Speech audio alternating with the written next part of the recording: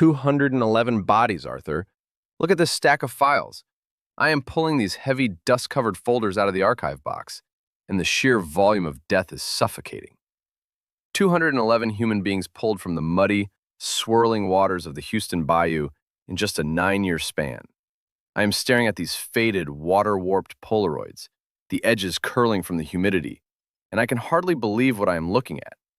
But here's the statistic that should make your blood run cold. The number that makes this entire archive a monument to failure.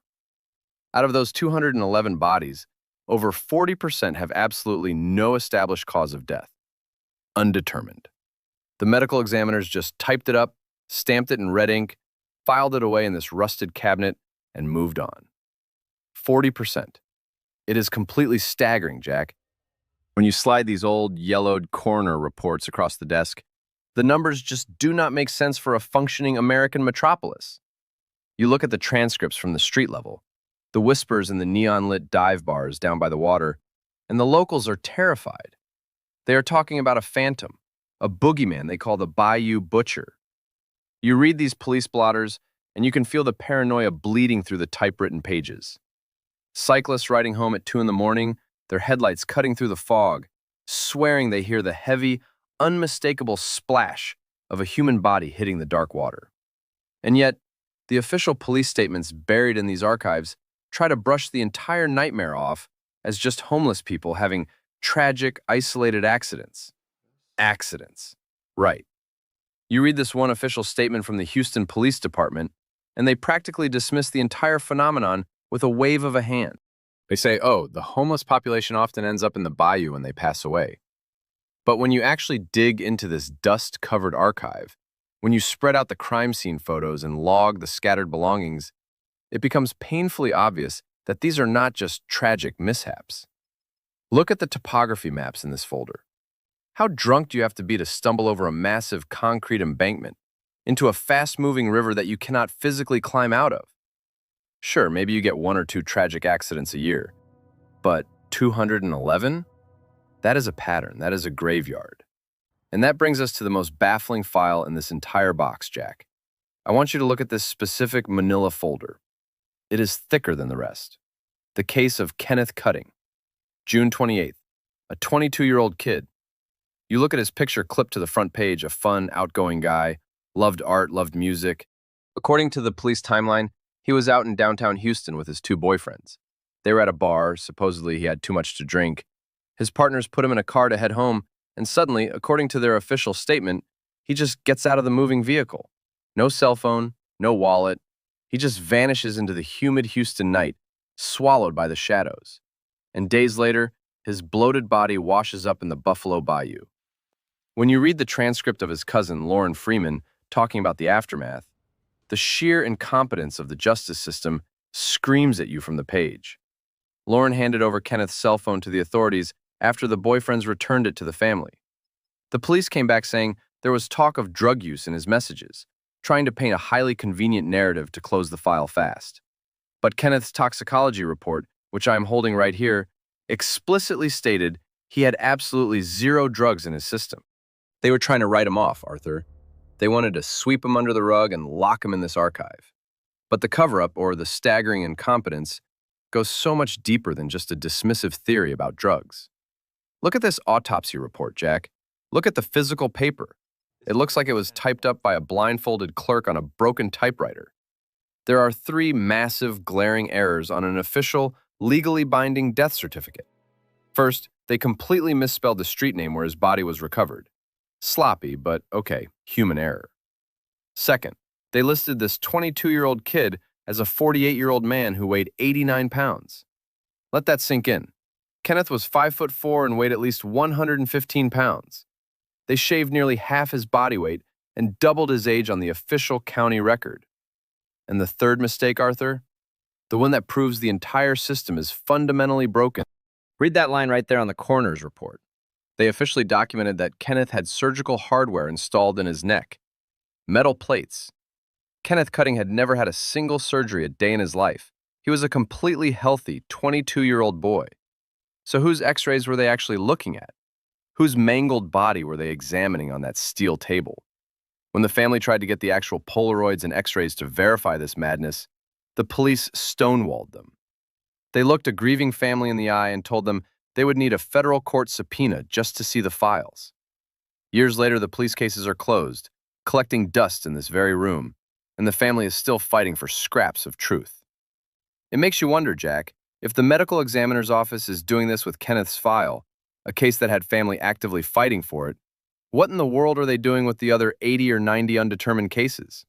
If they are hallucinating phantom metal hardware in a kid's neck, how can we trust any of these faded death certificates? You walk down to the bayou, you look at the geography of the place. We have crime scene maps here showing bars located literally right on the edge of the water. The gates just stop abruptly. There is no barrier.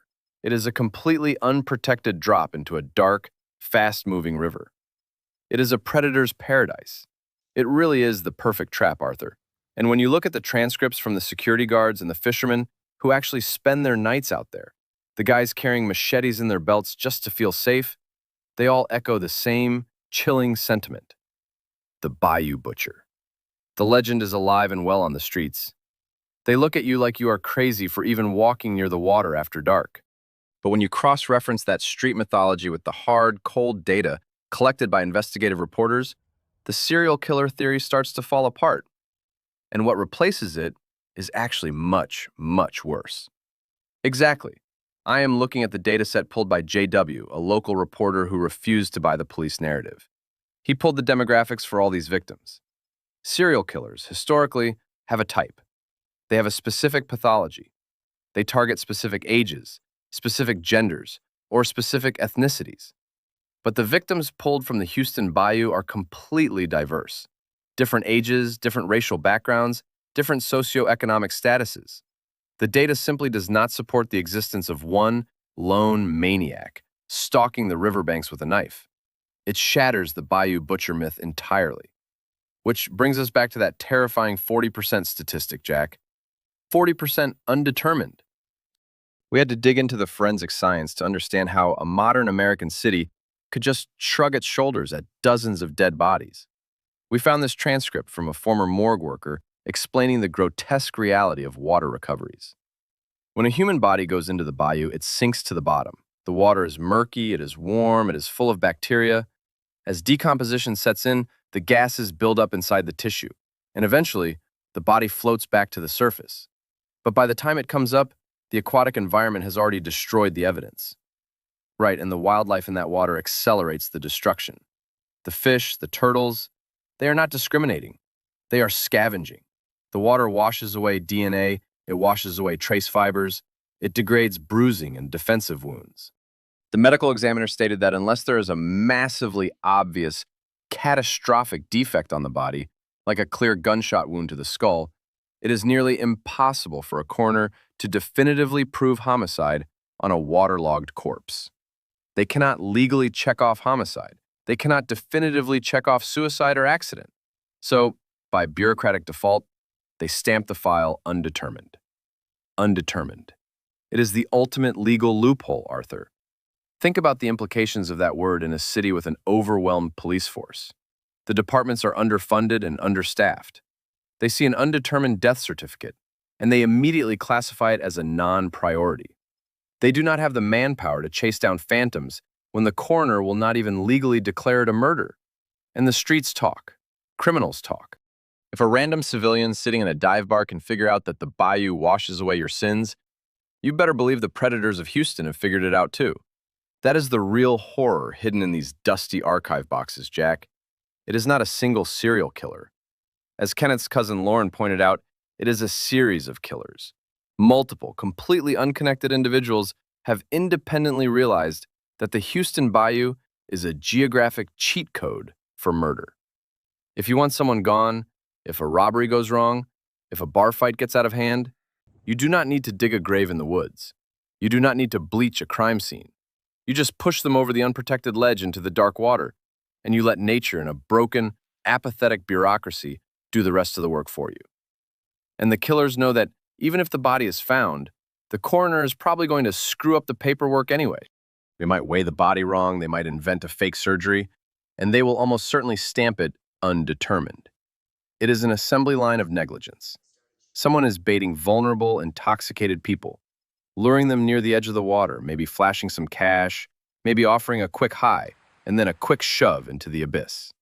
And the police department just files another piece of typewritten paper into this massive, growing pile. It is incredibly frustrating, Arthur. You look at the dates on these files. This is not ancient history, even though the sheer incompetence makes it feel like we are reading a corrupt precinct's ledger from the 1970s. The bodies are still piling up. They pulled someone out of the water just 2 days before these documents were compiled. And yet, the public outcry is fading. People are getting used to it. The abnormal has become the daily routine. The security guards are joking about the Bayou Butcher.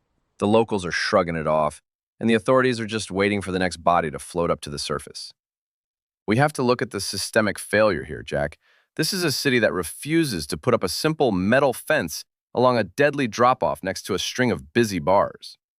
It is a medical examiner's office that cannot get the height and weight of a victim correct to save their own careers.